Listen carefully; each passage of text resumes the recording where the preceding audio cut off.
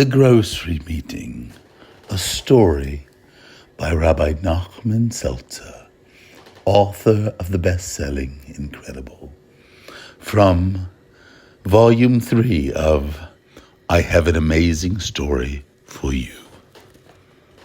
As a Rosh Yeshiva of Yeshiva Ner Baruch, also known as PTI, the Passaic Torah Initiative, I have a lot of responsibilities. I have to prepare lessons on a regular basis to be delivered numerous times throughout the week. I have to make sure everything at the yeshiva is running the way it should. There are bills to attend to, letters from the municipality to deal with, financial pledges to follow up on. It's almost impossible to stay on top of it all, but I do my very best. And that's just the yeshiva. There's also my Chavrusa program for Balabotim in nearby cities to keep on top of. And, of course, I have to make sure my column for the local Jewish Weekly is ready and sent in on time. Like I said, a lot of responsibilities. In addition to all that, I have a wife and a bunch of kids whom I want to see and spend quality time with during the day. So yes, you might say I'm a very busy person. And yet, despite being busy, when I was approached years ago and asked to help establish a program for boys who were struggling with their own Yiddishkeit, I didn't think twice. I live in the community, and these kids don't just belong to their parents, they belong to all of us. So I agreed to help out, and I've been involved since the beginning. While the program demands input and time from me throughout the year due to all the fundraising I need to do for it, there is one annual tradition that costs a lot of money, but which I feel more than justifies itself. The yearly Shabbaton. We usually rent a beautiful and luxurious mansion in a nearby town and bring all the boys and their mentors and the speakers there for Shabbos. There's great food and an awesome program, and we give out prizes and gifts. It costs a whole lot of money, and that's where an extra fundraising initiative is usually needed, which adds an additional level of pressure to my already busy life in the weeks leading up to the Shabbaton. Although I had been doing my best to raise the necessary funds for last year's Shabbaton, somehow it just simply had not happened. Since I was the one with my name on the line for this, and the one who'd have to pay back any money that was laid out without a sponsor, I had decided very, very early on not to order a credit card for the program, but to pay for expenses by debit card instead. This way, we could only spend what we had and no more. It also meant that if I didn't have mazel with my own fundraising efforts, we simply wouldn't have the funds to make the Shabbaton. With a few days remaining until Shabbos, I was getting kind of desperate to pull in the last few $1,000s. Thursday night, after I finished teaching, I got busy on the phone. The first guy I called was Yankee Cohen. Yankee was a really nice guy who liked to help and always gave me a donation with a great big smile. Yankee's phone rang. Hello? Yankee, it's Rabbi Budenheim. How's everything? Great. How are you, Rabbi? Wonderful. I don't know if you remember, but this Shabbaton is fast approaching, and I still haven't been able to raise the full amount. How much are you short, Rabbi? Around $4,000. Not terrible, but it's not peanuts, Rabbi. You summed it up. Can you give me something toward the annual Shabbaton? Yes. I'll meet you in shul tomorrow morning, and I'll give you a check for $500. Thanks, Yankee. Very much appreciated, I said. No problem. Happy to help, he replied. I made a few more calls, but only managed to raise another few $100s before it got too late to make any more phone calls. I'll raise the rest of the money tomorrow, I promised myself. But the next day was a busy one with many shirim and family obligations. I was able to get through to a few people more, but who agreed to send me a few hundred each, but we were really still short of about $2,000. As I went to sleep that Wednesday night, I told myself I was going to raise those funds on Thursday. Thursday was unfortunately a really busy day. From the moment I woke up in the morning, I knew there was no time to waste. During breakfast, I mapped out my schedule in my mind, trying to figure out the best time to make the calls. I didn't want to bother people at the office, so with a few exceptions, morning hours were out. I was busy in the afternoon, but I did have a couple of hours after I gave my final share of the day in which to make some calls. I called a few people early in the day whom I knew wouldn't mind being disturbed and managed to raise another $500, but the rest of the potential donors would have to wait till later. The day passed uneventfully, and soon enough I was wrapping up my final share. It was 10:30 in the evening, and I got my things together and left the yeshiva, intent on returning home and making those calls. That was when my phone rang. I looked at the screen. It was my wife. "How's everything?" I asked her. I need you to go to the store for me." "Which store?" I asked. "The grocery."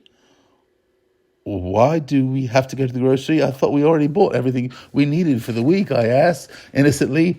"We did, but I want to return some stuff. I don't want all the bags in the house. They're taking up too much room, and I need them to be returned. The store is open until 11, so if you go right now, you'll get inside there in time."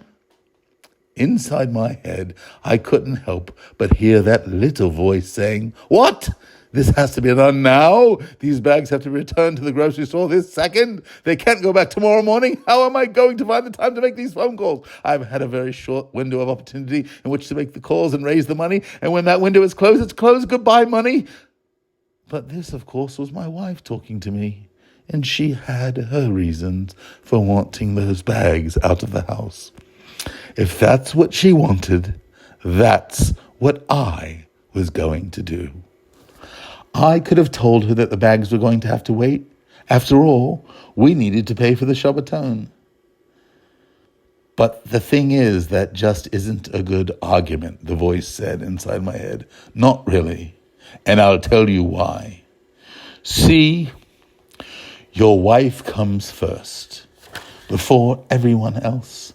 And while it's nice that you want to help the world and run organizations and be a Rosh Yeshiva and all that sort of stuff, at the end of the day, this is your family. And if your Eishes Chayil needs you to do something to help her out, you need to do it. Even if you think that what she wants can wait until the next day. All this went through my mind in the split second between hearing what my wife wanted and answering her. "I'm on my way," I said.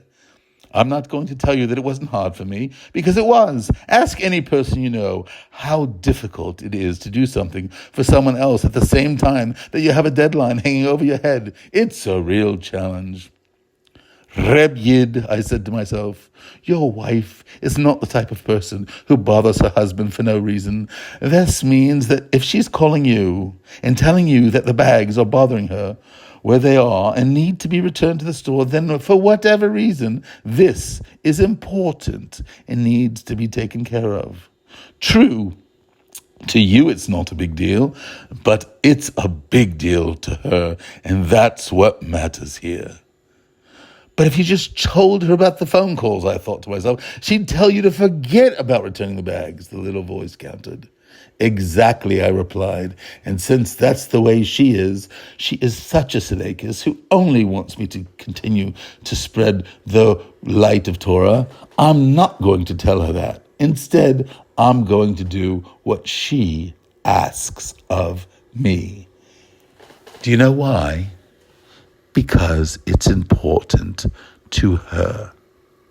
So I went home, hurried along, picked up my offending bags, and swinging them in both hands, got into my car and drove over to the grocery. I parked into the store and made my way to the checkout counter to return the items. I chose a line and went to stand behind a man who was placing a bunch of items on the conveyor belt. Obviously, he was there because his wife must have sent him as well. I looked at the man, then I looked at him again.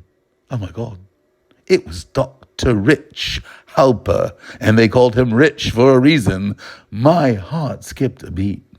I had been trying to reach the very, very busy and very, very rich Dr. Halper for at least a month with no success. I had a feeling that he was the kind of person who would want to contribute to such a worthy cause as our Shabbaton, but there was no reaching the man, and now here he was, standing right in front of me. Should I talk to him right there? Right in the grocery store? Right when he was in the middle of bagging his box of frozen pizza and bag of cucumbers? I wasn't sure, but I knew I had to try. "Excuse me, Dr. Halper?" He turned around, gave me a somewhat distracted smile. Rabbi Bodenheim, so nice to see you. "Dr. Halper, is there any way we can talk for a second after you've finished bagging your cucumbers and frozen pizza?" Certainly, Rabbi. I'll wait for you out there. He motioned to a spot a few feet away. "Thank you very much."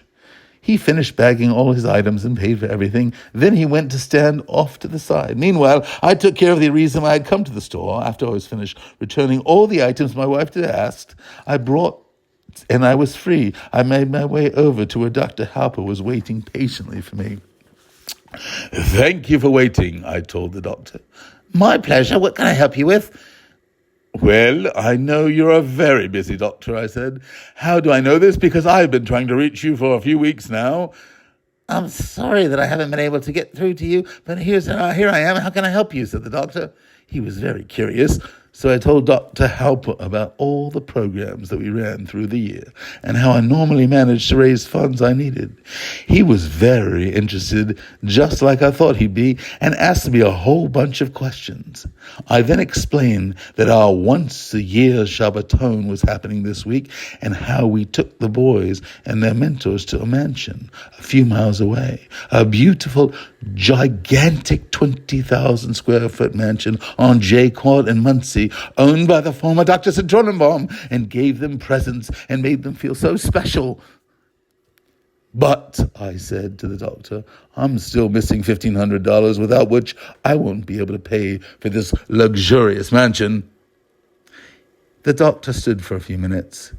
He considered my words while I waited silently and patiently. Then and there, on the spot, he pulled out a checkbook from his pocket and, placing it on the freezer, which was filled with ice cream cones, of course, he wrote me a check, ripped it out, and handed it to me, saying, "Rabbi Bodenheim, this will cover the remainder of the Shabbaton. If you need more, please do let me know." I couldn't thank him enough. We shook hands and parted ways in the parking lot. Then I drove home. My heart was calm and happy and eager to share the story with my wife, who I knew would appreciate her role in raising the money for the Shabbaton. You see, we know that our wives have a very special part to play in helping us fulfill our respective tafkidim in this world. While it was true that I hadn't quite grasped the urgency of why those items needed to be returned to the grocery at that exact time, it had been important to her. And as we need to always know, if it's important to our wives, it is important to us. But there's a postscript. The story wasn't over yet.